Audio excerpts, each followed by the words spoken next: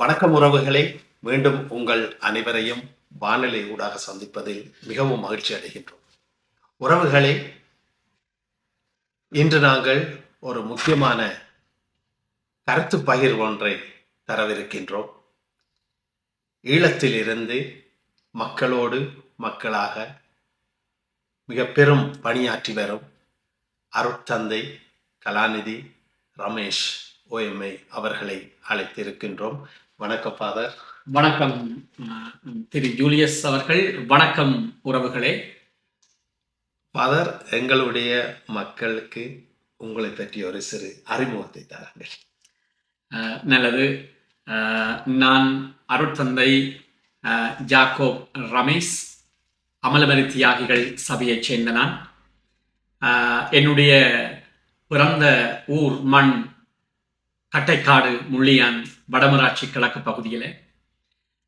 நான் தற்போது சமாதானத்துக்கும் நல்லிணக்கத்துக்குமான பணியகத்தில் அமலமரி தியாகிகள் சபையிலே இயக்குநராக வடமாகாணம் முழுவதிலுமே பணியாற்றி கொண்டிருக்கிறேன். அத்தோடு எங்களுடைய அமலமரி தியாகிகள் சபையின் வடமாகாணத்திலே எங்களுடைய மாகாண முதல்வருடைய ஆலோசகராகவும் பணியாற்றி கொண்டிருக்கிறேன். அத்தோடு பிள்ளைகளுடைய கல்வி பணி, குறிப்பாக காப்போத உயர்தர மாணவர்களுக்கான கிறிஸ்தவ நாகரிக பாடத்திட்ட புத்தகங்களை எழுதுவதும், அவர்களுக்குரிய கருத்தமர்வுகளை நடத்துவதும், ஆசிரியர்களுக்குரிய கருத்தமர்வுகளை நடத்துவதும் என்னுடைய பணியாக இருக்கிறது. அதே போல கடந்த 13 வருடங்களாக சக்தி வானொலியிலே காலையிலே ஆன்மீக சிந்தனைகளை, வேதாகம சிந்தனைகளை நான் சொல்லி வருகிறேன். அதை யூடியூப்பின் மூலமாகவும் மக்களுக்கு காலையிலே அவர்களுடைய சிந்தனைக்காக அனுப்பி கொண்டிருக்கிற பணிகளை நான் செய்து வருகிறேன். மிக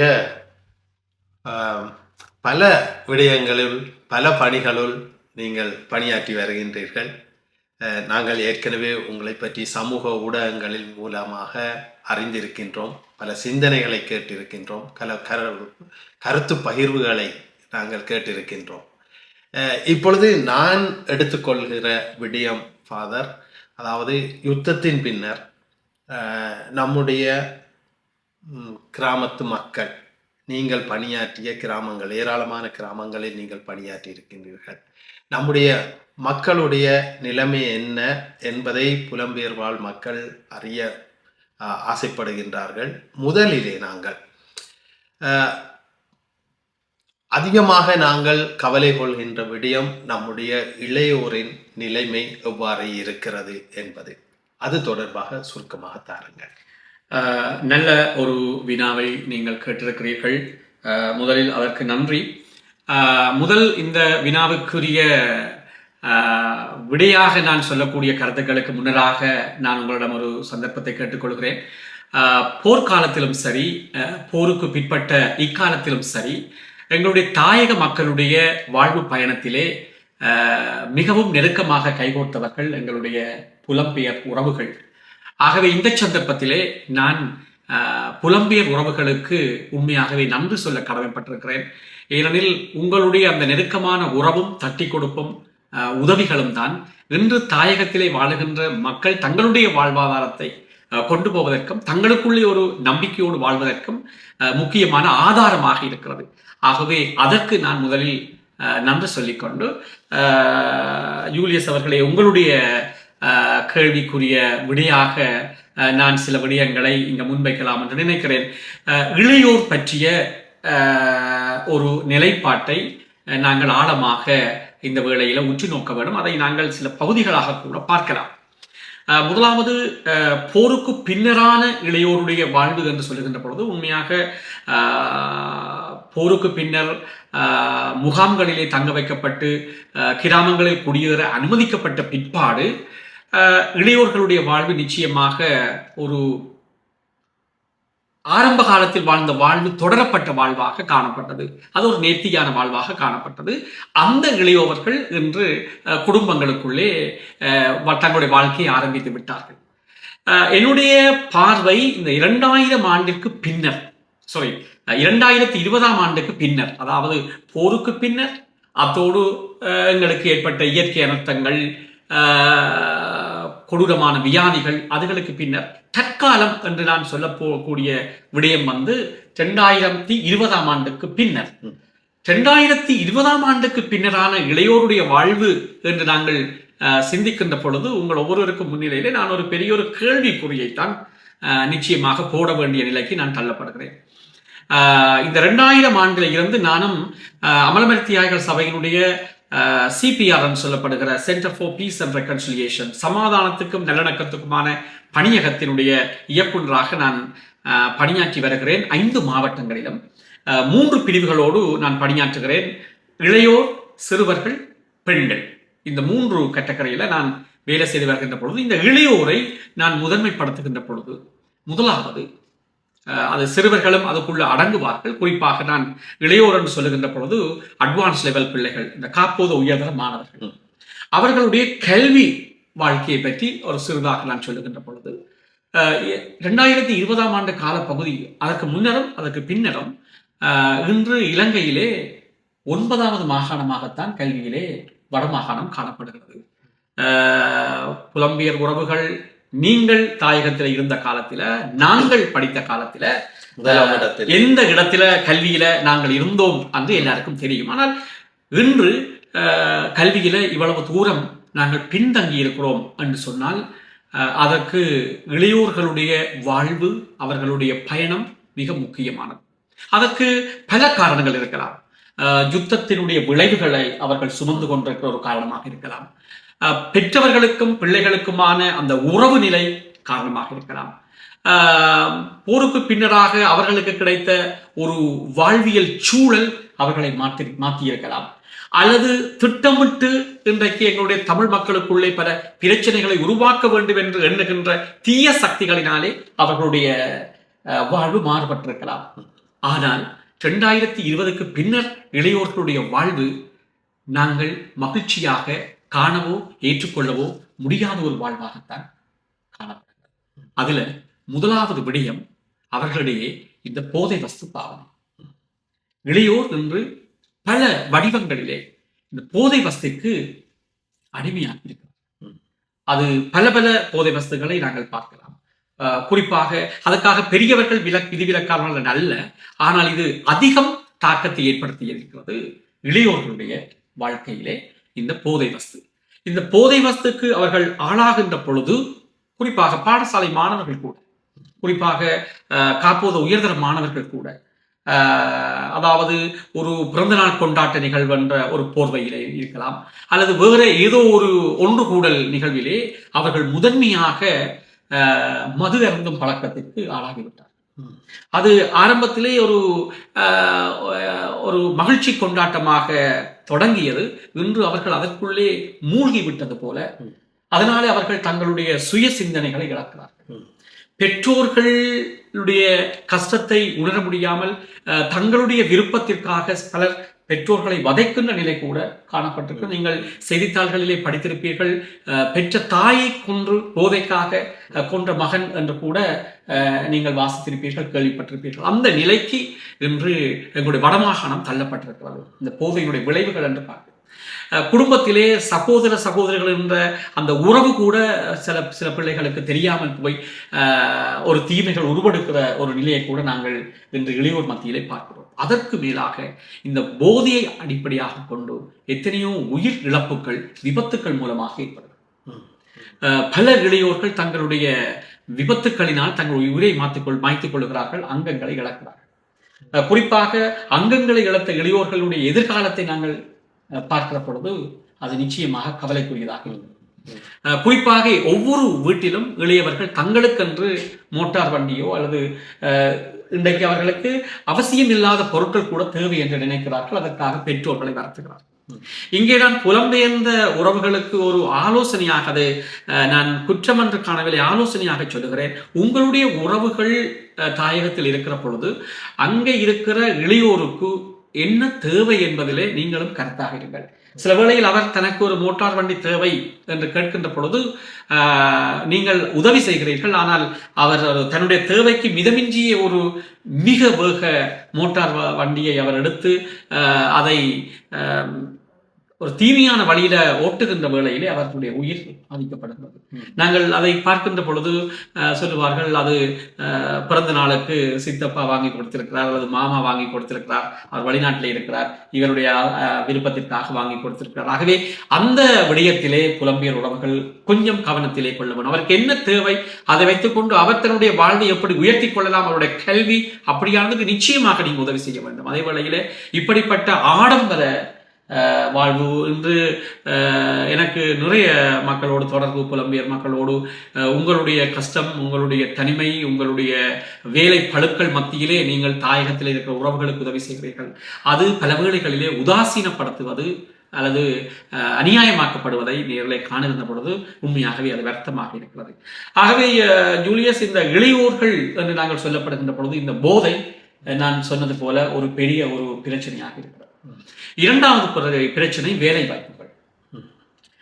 வேலை வாய்ப்புகள் என்று நாங்கள் எப்படி என்றால், எங்கள் வடமாகாணத்திலே நாங்கள் கௌரவம் பார்க்கிறவர்கள் கூட எங்களுடைய படிப்புக்கு ஏற்ற வேலை தேடுபவர்கள், எது எங்களுக்கு கிடைக்கிறது என்றதுக்கு மேலாக இதுதான் எங்களுக்கு தேவை என்று எண்ணம் கொண்ட சிலர் இருக்கிறார். குறிப்பாக இன்றைக்கு வேலை வாய்ப்புகள் என்று சொல்லுகின்ற பொழுது அரச வேலைகள் என்பது மிக குறைவாகத்தான் காணும். எல்லோரும் அரச வேலைகளை எதிர்பார்த்து கொண்டிருக்கிற காலத்திலே அவர்கள் பெற்றோர்களை தங்கி வாழ வேண்டிய தேவை ஏற்படும். நான் இங்க வெளிநாடுகளிலே பார்க்கிற பொழுது உயர்கல்வி படிக்கிற பிள்ளைகள் பகுதி நேர வேலைகள் செய்து தங்களுடைய செலவினங்களை தாங்களே சமாளித்துக் கொள்கிற நிலை உருவாகிறது. ஆனால் எங்களுடைய தாயத்தை பொறுத்தவரையில ஒரு பல்கலைக்கழகத்துக்கு சென்ற ஒரு மாணவியோ மாணவனோ பல்கலைக்கழக படிப்பை முடித்து ஒரு வேலைக்கு போய் ஒரு குடும்பத்துக்குள்ள போகும் வரை பெற்றோர்களிலே தங்கியிருக்க வேண்டிய ஒரு நிலை காணப்படுகிறது. அது பெற்றோர்களுக்கு பெரிய சுமையாக இருக்கிறது. அதே வேளையில் ஒரு பெற்றோருக்கு 1-2 பிள்ளைகள், சிலருக்கு 5-6 பிள்ளைகள் இருக்கிற பொழுது அது மிகப்பெரிய சுமையாக மாறுகின்றது. ஆகவே இந்த வேலை இல்லாத காரணத்தினாலே பல இளையோர் மன உளைச்சலுக்கு உள்ளாகிறார். மன உளைச்சலுக்கு உள்ளாகின்ற பொழுது பெற்றோருக்கும் பிள்ளைகளுக்கும் இடையே ஒரு இடைவெளி ஏற்படுகிறது. அவர்களுடைய அந்த ஸ்கில், அந்த இளையோருக்குரிய அந்த திறமைகள் வழங்களிக்கப்படும். அதை எந்த விதத்திலே மாற்றலாம் என்று நான் என்னுடைய நிறுவனத்தின் மூலமாக சில அவேர்னஸ் ப்ரோக்ராம்களை இந்த காலத்தில் செய்து கொண்டு வரேன். குறிப்பாக இளம் பெண்களுக்குரிய ஸ்கில் டெவலப்மெண்ட் ப்ரோக்ராம் நான் செய்து கொண்டு வரேன். இந்த ஆரி ஒர்க் அல்லது ஏனிய skill development, varieties of income generating sources என்று சொல்லி அவர்கள் எந்த விதத்தில் வருமானத்தை ஈட்டக்கூடிய தொழில் சார் நடைமுறைகளை அவர்களுக்கு அறிமுகப்படுத்தி வருகிறேன். அதே வேளையில் இளையோருக்கு இந்த டெக்னிக்கல் சைட் ஊடாக, எலக்ட்ரானிக்கல் சைட் ஊடாக அல்லது பில்டிங் சம்பந்தமான சில கோர்ஸுகளை அறிமுகப்படுத்தி அந்த வழியில் அவர்களை இன்றைக்கு நாங்கள் அகாடமிக் அண்ட் நான் அகாடமிக் செக்ஷன்ஸ் என்று இருக்குது. ஆகவே அந்த துறைகளில் அவர்களை ஈடுபடுத்தி கொண்டு நாங்கள் வருகிறோம். ஆகவே அந்த விதத்திலே இந்த வேலையில்லா பிரச்சனை ஒன்று அங்கே மிக இளையோர் மட்டிலே காணப்படுகிறது. இரண்டாவது, இளையோர்கள் இந்த வெளிநாட்டு மோகம் கொண்டிருக்கிறார். அதாவது அதுக்கு பல காரணங்கள் இருக்குது, மன்னிக்க வேண்டும். அதற்கு வெளிநாட்டில் இருக்கிற உறவுகள் கூட காரணமாக இருக்கு. சில வேளைகளிலே அவர்கள் தாயகத்துக்கு வருகின்ற பொழுது அவர்களுடைய வாழ்வியல் பாங்குகள் பல இளையோருக்கு வெளிநாட்டுக்கு போக வேண்டும் என்கின்ற ஒரு போதையை அங்கே ஆசையை உருவாக்கும். அதாவது எப்படி அதை நான் பார்க்கிறேன் என்று சொல்லுகிற பொழுது, ஒரு காணி வீடுகளை விற்று கோடிக்கணக்கான பணத்தினை முகவர்களிடம் கொடுத்து அதனால் ஏமாற்றப்பட்டு அந்த ஏமாற்றத்தை தாங்க முடியாமல் தற்கொலை செய்து கொண்ட இளைஞர்கள் அல்லது தற்கொலை செய்து கொண்ட பெற்றோர்கள் அதிகமாக இருக்கிறார். வெளிநாட்டிற்கு போய்விட்டால் எல்லாம் செய்தியாகிவிடும் என்கின்ற ஒரு குறுகிய மனநிலை தாயகத்திலே பரவலாக காணும். யாரை எடுத்தாலும் எப்படி வெளிநாட்டிற்கு போகலாம் என்கின்ற மார்க்கத்தை கண்டுகொள்கிறவர்களாகத்தான் இளையோர்கள் இருக்கிறார்கள்.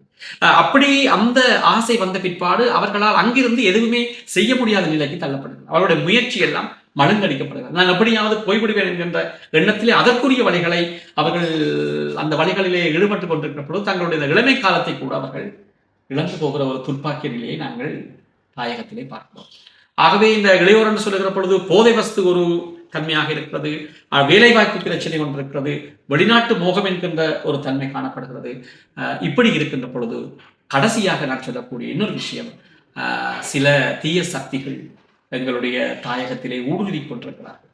இந்த தீய சக்திகள் எங்களுடைய இளையோருடைய மனநிலையை மாறுபட்ட ஒரு மனநிலையாக உருவாக்குகிறார். குறிப்பாக சமூக விரோத செயல்களில் ஈடுபடுகின்ற கும்பல்களுக்குள்ளே அவர்கள், நீங்கள் கேள்விப்பட்டிருக்கிற கேங்ஸ் மோதல், குழு மோதல்கள், அல்லது அந்த குழுக்களுக்கிடையே பிரச்சனைகளை உருவாக்குதல், அல்லது சட்டவிரோத செயல்கள், கள்ள மண் நடத்தல், கள்ள மரங்களை வெட்டுதல், அப்படி வெட்டியவர்களுக்கு ஒத்தாசையாக இருத்தல், அல்லது ஒரு குழுவாக சேர்ந்து ஒருவரை தாக்க முற்படுதல், அல்லது குழுக்கள் மூலமாக பல பிரச்சனைகளில் ஈடுபடுதல், இப்படியான சில சமூக சீர்கேடுகள் வேண்டுமென்றே திட்டமிட்டு அங்கே உருவாக்கப்படுகிறது. பல வேளைகளிலே பல இளைஞர்கள் திட்டமிட்டு கொல்லப்படுகிறார்கள், தற்கொலை என்று சோடிக்கப்படுகிறது. திட்டமிட்டு கொல்லப்பெற்ற பிற்பாடு தற்கொலையாக சோடிக்கப்பட்டு அது எதுவிதமான விசாரணைகளும் இல்லாமல் மறைக்கப்படப்படும். இப்படியான சூழ்நிலை என்று தற்காலங்களில் இருக்கிறது. அதே வேளையில் நான் இன்னொன்றை சொல்ல மறக்கக்கூடாது. இவ்வளவு பிரச்சனைகளுக்கு மத்தியிலும் தாயகத்திலே முன்னேறுகின்ற இளையோர் கணிசமானவர்கள். அதை நாங்கள் ஒரு காலம் மறந்துவிடக்கூடாது. இவ்வளவு பிரச்சனைகள் இருந்தால், இப்ப நான் சொல்லி அடுக்கி வைத்துக் கொண்டிருந்தெல்லாம் ஒரு விதமான பிரச்சனைகள், இந்த பிரச்சனைகளுக்குள்ளே இருப்பவர்கள் ஒரு 20 விதமானவர்கள். ஆனால் இதை தாண்டி 80 விதமான இளையோர்கள் உண்மையாகவே பெற்றோர்களுடைய வேலைகளை தாங்கள் செய்ய வேண்டும் என்று மீன்பிடி தொழிலே ஈடுபடுபவர்கள், விவசாயத்திலே ஈடுபடுபவர்கள், சுயமாக சிந்தனை செய்து முன்னுக்கு வருபவர்கள், எங்களுடைய பல இளைஞர்கள் பல கண்டுபிடிப்புகளை கண்டுபிடித்து அதன் மூலமாக முன்னுக்கு வருபவர்கள், வேறு வேறு ஃபீல்டிலே தங்களை ஈடுபடுத்தி நாங்கள் இப்படி வரலாம் என்று சொல்லி முன்னுக்கு வருபவர்கள், ஏனைய புலம்பெயர் உறவு அமைப்புகளால் உதவி பெறுகின்ற, ஸ்காலர்ஷிப் பெறுகின்ற மாணவர்கள் தாங்கள் கல்வியில சாதிக்க வேண்டும் என்று சொல்லி பல்கலைக்கழகம் சென்று உயர்நிலைக்கு வருபவர்கள், வைத்தியர்களாக வருபவர்கள், பொறியியலாளர்களாக, ஏனைய இதாக வருபவர்கள், ஆசிரியர்களாக வருபவர்கள் பலர் இருக்கிறார்கள். அதே வேளையில கிளப்புகள் மூலமாக விளையாட்டுகளிலே முன்னேறி இன்றைக்கு நேஷனல் விளையாட்டுகளில அல்லது உலக ரீதியான விளையாட்டுகளில கூட பங்கு பெற்றுகிற இளையோர்களும் இருக்கிறார்கள். நான் முதலிலே எதிர்மறை விளைவுகளை சொல்லி, வளமையாக எல்லோரும் நேர்கணிய விளைவுகளை சொல்லி எதிர்மறை விளைவுகளை சொல்லுவார்கள். நான் முதலிலே எதிர்மறையான விளைவுகளை படம் பிடித்து காட்டிவிட்டு இத்தனை மத்தியிலும் முன்னேறி சாதனை படைத்த இளையோர் எங்களுடைய தாயகத்திலே இருக்கிறார்கள். ஆகவே ஏனைய இளையோரும் இவர்களை ஒரு முன்னுதாரணமாக கொண்டு வருவார்கள். அதே வேளையில் இவ்வளவு பிரச்சனைகளும் இவ்வளவு சூழ்நிலைகளும் எங்களுடைய இளையோர்களுக்கு இருக்கிறது என்பதனை எல்லோரும் புரிந்து கொள்ள வேண்டும் என்பதற்காக மிகவும் அழகாக மிக ஒரு நீண்ட ஒரு கருத்துக்குரிய ஒரு விடயம் அதனை அருட்தந்தை அவர்கள் குறிப்பிட்டிருக்கின்றார். சுருக்கமாக பல விடயங்களை இங்கு கொண்டு வந்து கொட்டியிருக்கின்றார். இது ஆராயப்பட வேண்டிய விடயம். அதுபோல இவர்களுடைய பணி வெறுமனே அவர் இளையோர் இவ்வாறு கெட்டு போகின்றார்கள் அல்லது இவ்வாறு நல்லா வருகின்றார்கள் என்பதை மட்டும் கூறவில்லை.